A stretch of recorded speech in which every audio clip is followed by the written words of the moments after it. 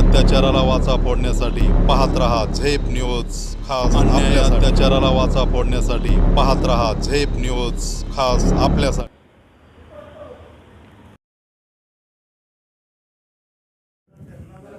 नमस्कार, झेप न्यूजमध्ये आपले सहर्ष स्वागत।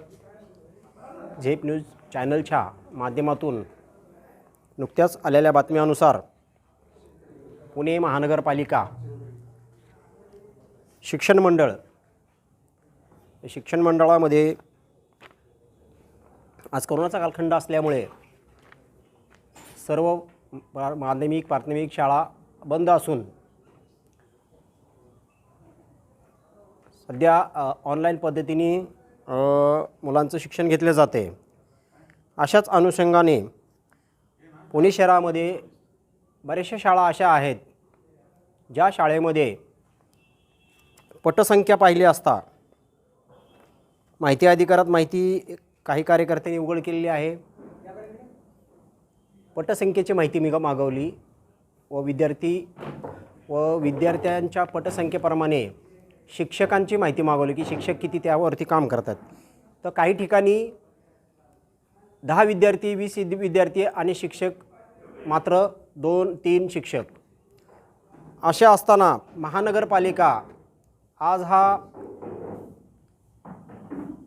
पुणे शहरातील सामान्य जनतेचा नागरिकांचा पैसा जो टॅक्स रूपी भरला जातो त्या पैशाची उधळपट्टी सदरील शिक्षक व कर्मचाऱ्यांवरती का केली जाते आहे। बऱ्याचशा शाळा आज मोडकळीस आलेल्या आहेत ज्याचे शिक्षणाच्या बाबतीत विद्यार्थी त्या शाळेमध्ये बसू शकत नाहीत।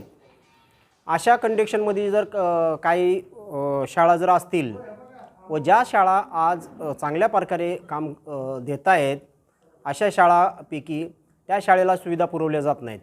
अशीच माहिती घेतली असता जी शाळा आहे अर्नेश्वर भागामध्ये व पर्वती दर्शनमध्ये Rajiv Gandhi e learning school जिथं इंग्लिश मीडियमचं शिक्षण मुलांना दिलं जातं आहे, ज्युनियर KG सिनियर KG जे काय व कॉलेजपर्यंत काय शिक्षण दिलं जातं आहे, अशा शाळेला महानगरपालिका शिक्षक का नाही पुरवत? त्या ठिकाणी जर विद्यार्थ्यांची संख्या जास्त असेल तर त्याच पद्धतीने शिक्षक पण वाढवले पाहिजेत व अनेक विद्यार्थ्यांना संधी दिली पाहिजे। दुसरी गोष्ट माहिती अशी मिळाली की ज्या महानगरपालिकेच्या शाळा आहेत त्या शाळा नगरसेवकांच्या ताब्यात असून नगरसेवकांची मक्तेदारी शाळेंवरती आहे आणि त्याच वार्डामधील नगरसेवक आपल्या कुटुंबातील विद्यार्थ्यांना तिथं ॲडमिशन दिलं जातं आहे अशी देखील मग काही ठिकाणी माहिती मिळाली असून त्याच्यावरती शिक्षण मंडळांनी चांगल्या प्रकारे काम करावं अशी नागरिकांच्या व पुणे शहरातील विद्यार्थी पालकांच्याकडून मागणी आहे।